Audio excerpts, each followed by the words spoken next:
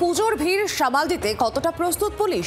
সরেজমিনে নিরাপত্তা পরিস্থিতি খতিয়ে দেখেন পুলিশ কমিশনার মনোজ ভার্মা।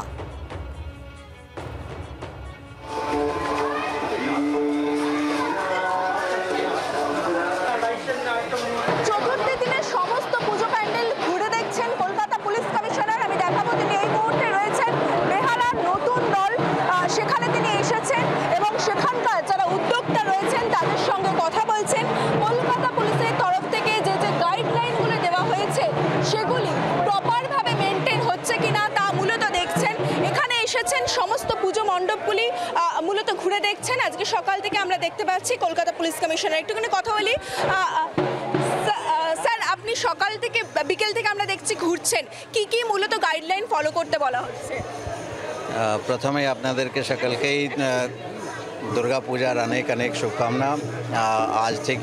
আজকে চতুর্থী আছে, আমাদের ফুল প্ল্যান জেনারেল সার্কুলেশন, ট্রাফিক, এছাড়া বাকি পাবলিককে কিভাবে সেফ রাখা যাবে সব কিছু আজ থেকে ইমপ্লিমেন্ট হয়েছে।